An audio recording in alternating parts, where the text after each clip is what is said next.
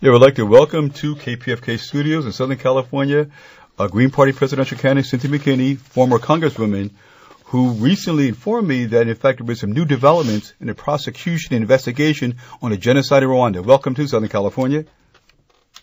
Thank you very much. Well, basically what happened is that on April 6, 1994, two democratically elected presidents were murdered in an act of terror committed by agents of the United States. This act of terror not only ushered in regime change in Rwanda and Burundi directly affected by the plane crash, but also unleashed a series of murderous rampages that resulted in what popularly is known as the Rwanda genocide. The problem is that what we think we know about what happened in the 100 days falls short of what actually happened. Yes, 1 million people were killed in 100 days. And while the world has been told that this happened because Hutus and Tutsis just don't like each other, that's a cover story that's been given to what really is a story of exploitation, expropriation, murder, terror, regime change, and of course cover-up.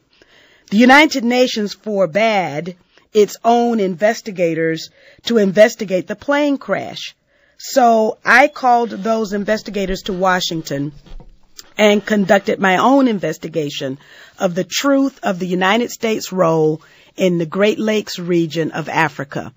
The indictment of 40 of Paul Kagame's soldiers for genocide by a court in Spain and the arrest yesterday of Rose Kabuye, an aide to Rwandan President Paul Kagame, signals this arrest was made yesterday by German authorities and was the result of work of French terrorism judge Bruguière.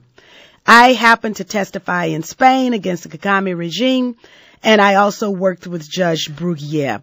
These indictments are justice that Rwandans, Burundians, and Congolese have long deserved. But this regime change in Rwanda and Burundi must be seen in the context of the balkanization of Congo for the purpose of stealing Congo's resources, which include uranium, gold, diamonds, copper, and coltan, a mineral that facilitates conductivity in electronics like cell phones and Microsoft's Xbox. Reports abound about the slave conditions under which the coltan is mined, overseen by the Rwandans, of course. That's why I introduced legislation to ban importation of Congolese coltan. The story of the theft of Congo's patrimony is told courageously by an Ivorian woman who wrote the United Nations paper on the theft of Congo's resources. She told on U.S. puppet presidents of both Uganda and Rwanda, Museveni and Kagame, and their networks of theft in conjunction with certain Western, U.S., and Israeli interests. The story of Congo today cannot be told without starting on April 6, 1994, when two presidents were murdered with a missile that had its origins in the United States war machine. The people of Rwanda, Burundi, and Congo deserve justice. They will not have it while U.S. puppets hold positions of power on the continent. AFRICOM promises to deliver more of this type of injustice. Yeah, what we're going to do now is bring on Brother Kambele Muzavuli from the Congo, who's a co-coordinator of the Global Students Congo Week. Also, Brother Maurice Carney of the Friends of the Congo Committee for an update on unfolding diplomatic initiatives to bring peace and justice to the Congo, as well as have a dialogue in terms of the relationship with Rwanda as the base for the destabilization of the Congo and Rwanda as a neo-colony of the United States with movies like Hotel Rwanda, Andy Young, so many American investors, black American investors in particular, going into Rwanda, building up Rwanda as a U.S. base in that part of the world to control the Congo and the 9 countries that border the Congo. Brother Kambele Muzavuli from the Congo, welcome to KPFK in Southern California. Thank you for having me on your show. And I want to personally thank Congresswoman Cynthia McKinney. She spoke so eloquently about my country and what we are really going through. And I really am so delighted to be on the show with her to extend my sincere thanks from the Congolese community about everything she has done for us. And as she already eloquently stated that Congo's issue is a world issue. It becomes a scar in the conscience as people do not address the deaths of nearly 6 million people dying since '96. And as it was masterminded in the West, specifically here in the United States, without the knowledge of the American taxpayers, we are putting out a call to the world community, especially to the American people, to press their government, with the new president coming, Barack Obama, to address the issue of the Congo as he stated in 2005 when he introduced a bill for the Congo. He said that if Africa has to achieve its promises, resolving the conflict in the Congo will be critical. And I understand that he's very well aware of what's happening. And there's, I'm seeing the latest spasm and the devastation happening in the past few weeks. All I can see is that we cannot have a military solution to the Congo. Most likely what needs to happen is a political solution where all the key players come to the table and resolve it. And as Congresswoman McKinney stated, Congo needs justice. It does not need charity. Too many people are dying, and they have no clue why they have to be displaced. They have no clue what they will eat tomorrow. You have 200,000 people in a refugee camp added to the 1.5 million people already displaced simply because they live in areas rich of minerals. And all we would like to see is a prosperous Congo as Lumumba dreamed of in 1960. A Congo that will be the jewel of Africa, be able to help so many people. Just think of the potential of a peaceful Congo.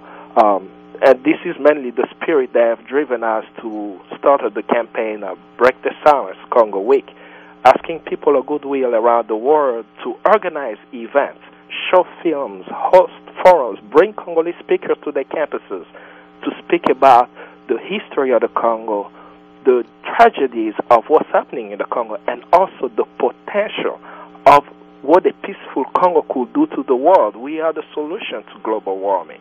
We shouldn't die because of the timber that we have. Modern technology depends on the resources of the Congo, but we shouldn't have workers making 30 cents a day. And Freeport McMorrin, the reports that came out from the Dan Rather reports, shows that people are being abused from Western corporations. So this is the call to the world to end the exploitation in the Congo. And I hope many people will join us in breaking the silence around the tragedies in the Congo.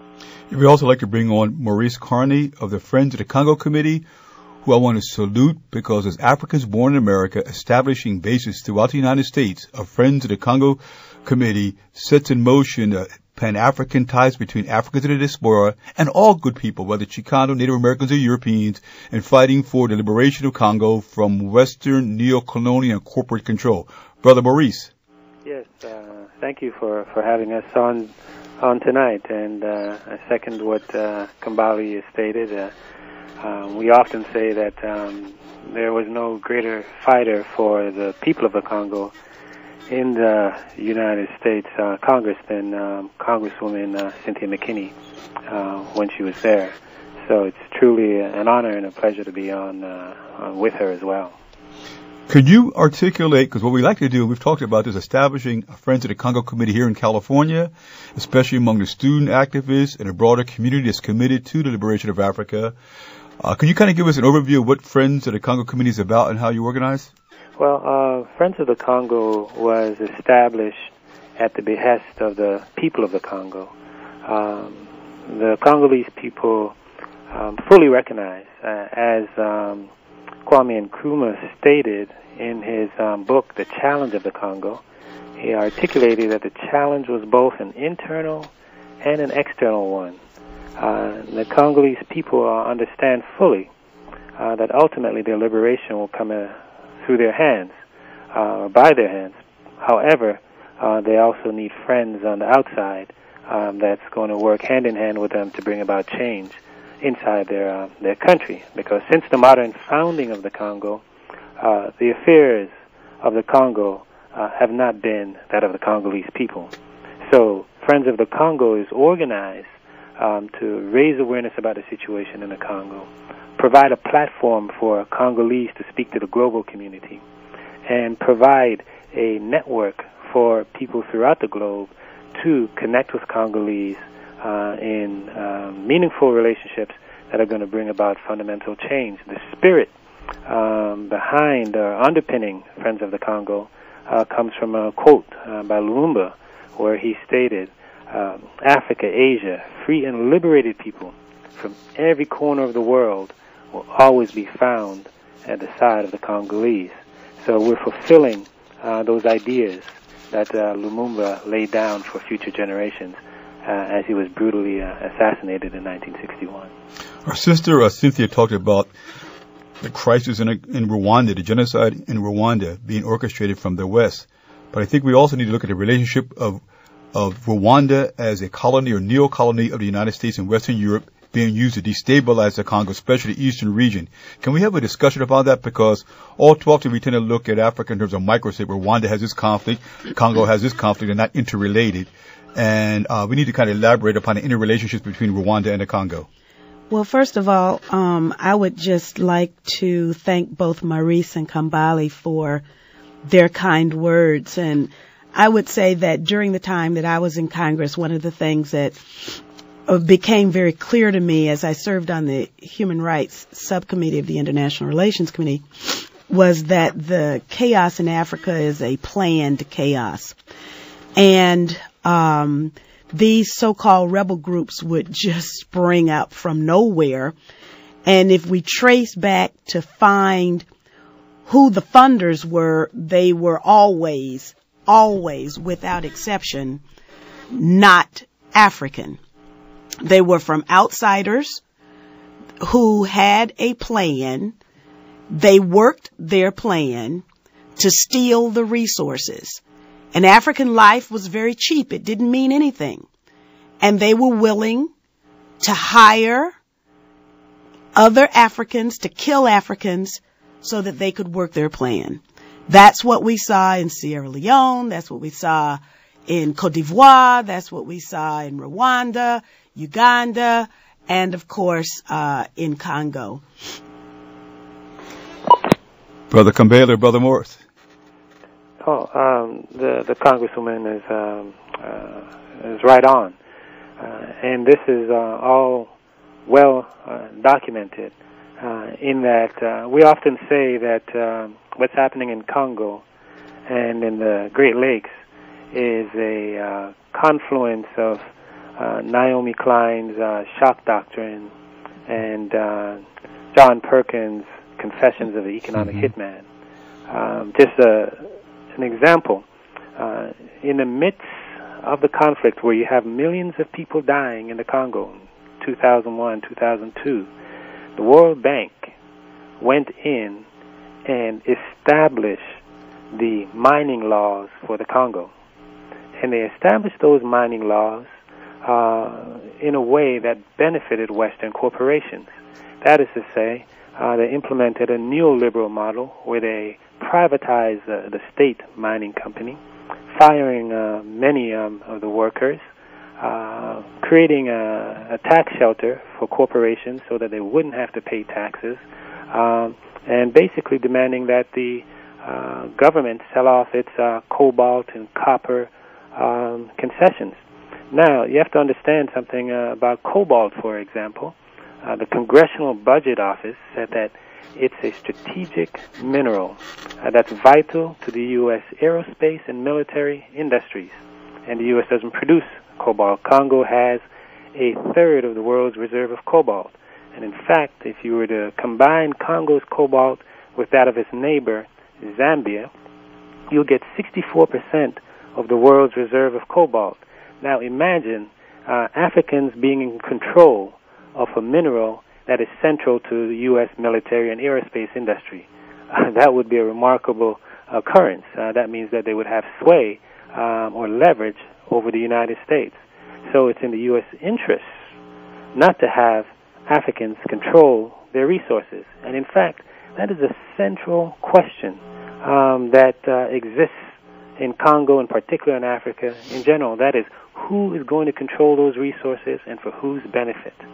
And with the Congo itself, since its modern founding, 1885 to the present, there was only one time that the Congolese even sniffed control of their resources, and that's when the Congolese people democratically elected Patrice Emery Lumumba in 1960. And when he stood up and said that we're going to use our wealth for the benefit of Congo and for the benefit of Africa at large, he was swiftly and immediately assassinated, removed from power within weeks rather, of being elected, and assassinated within months of taking office in the Congo. So that's the central question that we face today. As you look at the various spasms, whether it's Rwanda invading the Congo or Laurent Nkunda, rebel leader, at the root of it is who's going to control those resources and for whose benefit. And as just about everyone knows, that Congo is enormously endowed with mineral wealth that can fundamentally transform the entire African continent. Frantz Fanon is known to have said of the Congo and Africa that Africa is like a gun and Congo is a trigger. Once you pull that trigger, it can unleash a combustion that will transform the entire African continent. So that's really what's at stake. So if you care about African, you've got to care about what's taking place in the Congo. If you call yourself a Pan-Africanist, you have to understand that Pan-Africanism, without the Congo being in the hands and control of Congolese, is empty. So that's a central question that we're facing today, and for your listeners to keep in mind as they see what's unfolding in the Congo. I like the idea of the Break the Silence campaign, because what we have seen with particular respect to Darfur is that there's very powerful special interest that is able to utilize the airwaves and the media of various types in order to promote the idea of justice for those who live in Darfur. But there is a stark silence when it comes to Sudan's neighbor to the south, where millions of people have been murdered. And I did the best I could to break the silence in Washington, D.C., but we've just had 2 years of a presidential campaign where the African continent was mentioned, I believe, in one debate one time, and that was by neither of the candidates. It was mentioned by the moderator.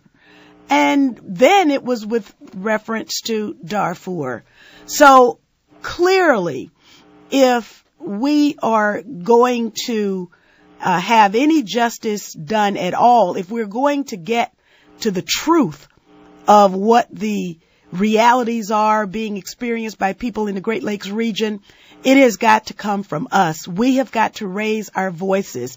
And I'm just so proud to have been a part of the litigation in Spain, to have been a part of the Judge Bruguier's process in France that led to this small aspect of justice. But as long as Paul Kagame is there, as long as U.S. interests are there, and what portends for the African continent if you've got AFRICOM now establishing a U.S. military presence as if it wasn't there already. But now these pernicious policies are going to be backed by the presence of U.S. military forces. This is outrageous. And nobody's talking about it except us. Thank goodness we're talking about it here at KPFK.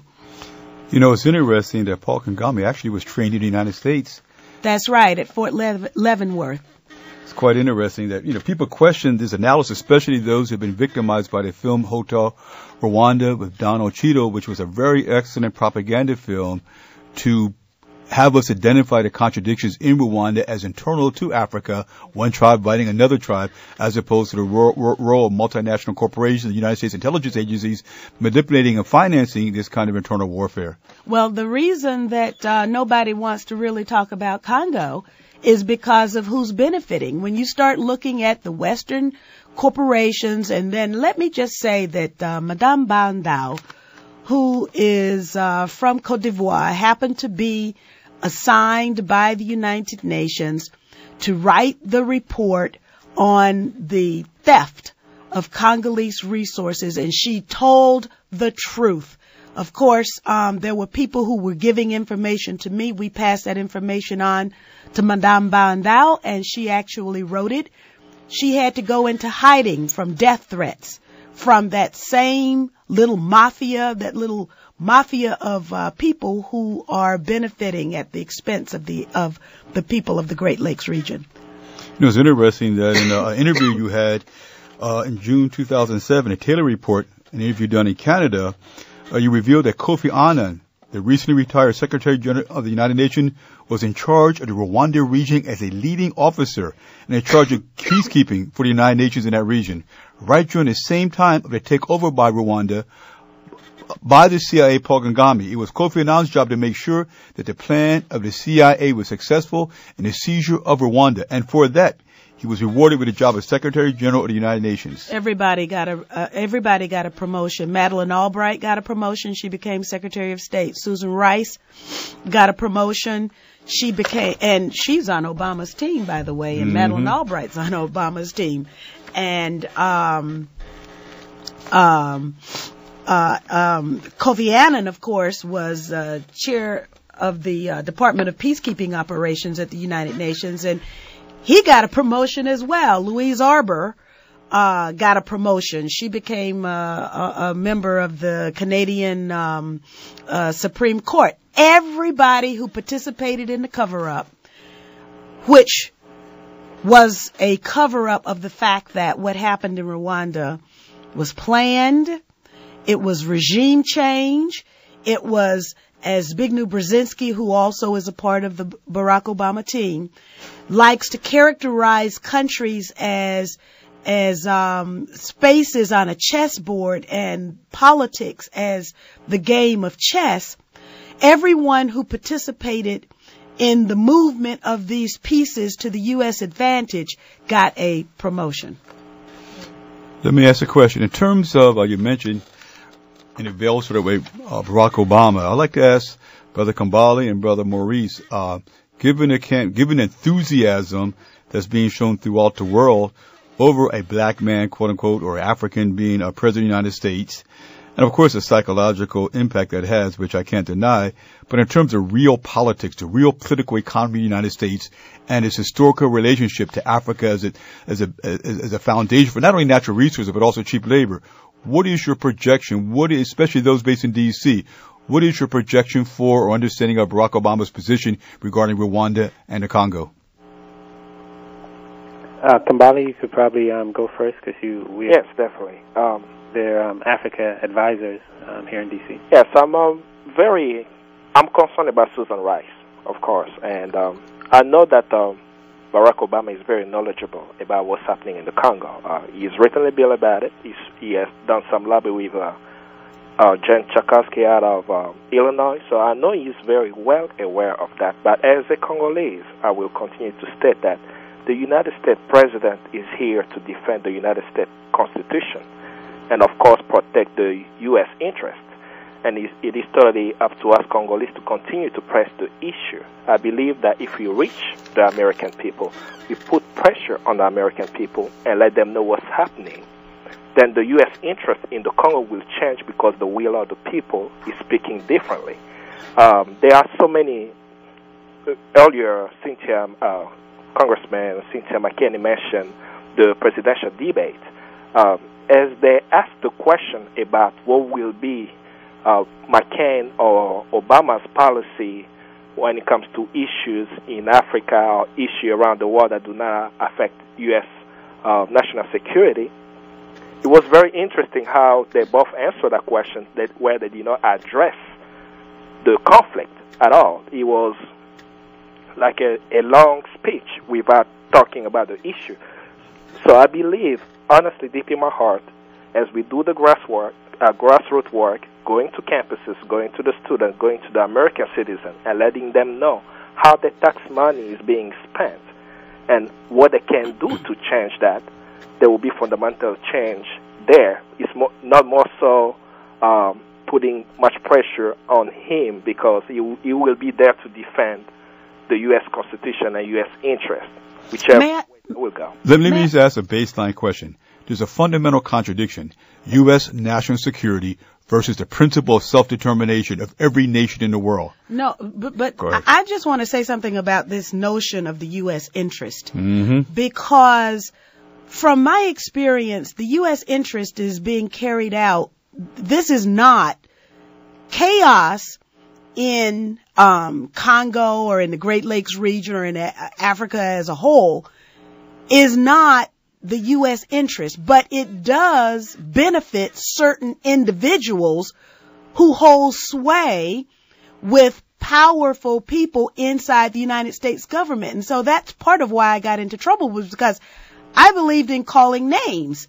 And so these are individual business people who gain a direct benefit from the chaos that they create on the continent. And then they use their influence with members of Congress and with the White House, the apparatus of the executive branch, in order to protect their interests. So this is not a U.S. interest. And what we have to do is explain that the U.S. interest is in promoting peace. The U.S. interest is in promoting justice, social justice, not militarism and not imperialism. Certainly, when it comes to the African continent, the United States, can get far more by engaging positively and affirmatively. I think they called it constructive engagement at a time. So the United States can gain far more through constructive engagement than it gains currently. Brother Maurice. I concur totally that what Congresswoman McKinney has laid out, it requires an education effort in terms of educating the American public about what U.S. interests ought to be, and she laid it out well, and that's what we're doing, and through shows such as yours, through being on the campuses, reaching out to the religious institutions in our communities, and we believe firmly that the efforts around the Congo today are as important as the efforts were around Free South Africa or the anti-apartheid movement was yesterday. So that the Congo is so vital to the future of Africa that we hope to rally the American population to support what the Congresswoman said is the U.S. interests in peace, in stability, in constructive engagement, in supporting the people. What the U.S. policy has done in the past is they will back and finance strongmen and rebel groups who they know are willing to kill at the drop of a hat, who they know are willing to work against the interests of their own people to serve foreign corporate interests. So we have to challenge the administration, the U.S. government, to support the interests of the Congolese people as opposed to supporting the interests of elites with whom they're in cahoots with inside the country, and of course the corporate interests here. May I make an observation?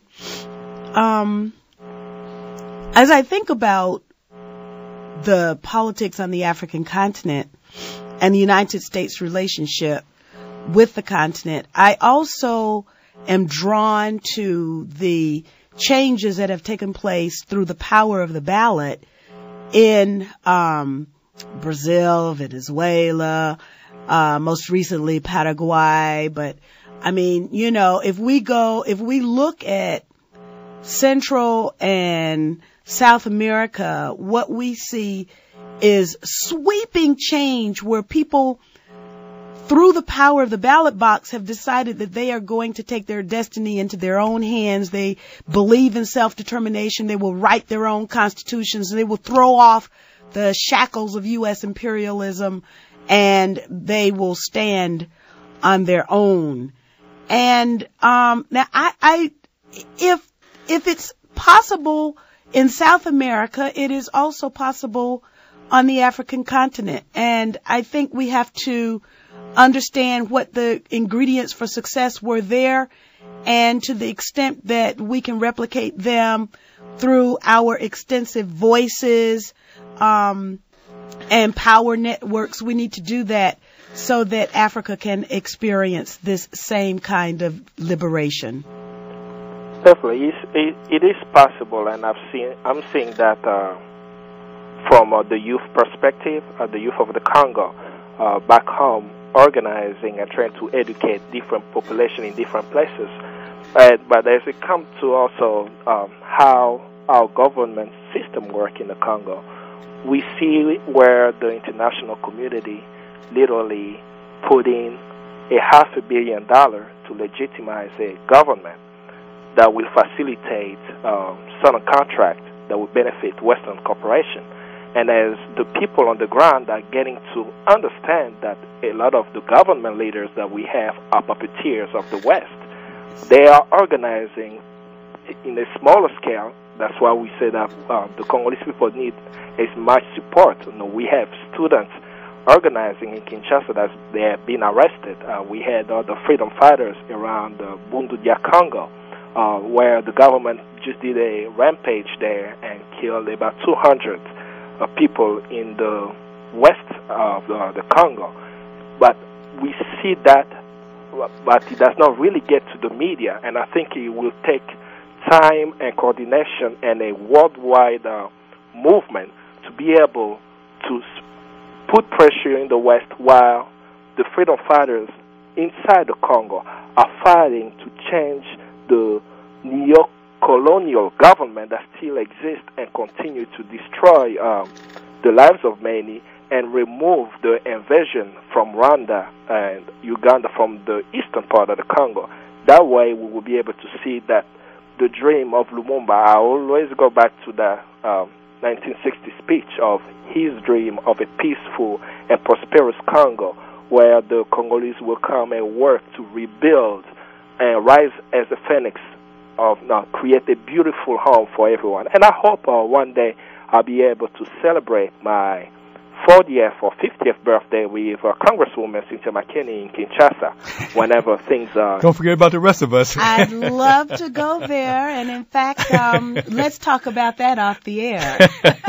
Well, we've got about 60 seconds. I first of all like to thank Brother Darren and Jose on the board, Brother Kamal on the phone, Sister Zayni and Jackie for their contribution, as well as Cynthia McKinney, as well as we just heard from Brother Kambele Muzavuli from the Congo, who's the co-coordinator of the Global Student Congo Week, as well as Maurice Carney of the Friends of the Congo. I will post up on our website at KPFK the email address for Friends of the Congo and for Run Cynthia Run, or Cynthia's website. And once again, we're going to build a chapter of the Friends of the Congo here in California. And if you're interested, please contact us at kpfk.org, Freedom Now. You can go into the website and see our email, our telephone, and or Didon.Kamathi@gmail.com. Once again, Didon, Dedon, Kamathi@gmail.com. And as always, we stand ready for the revolution.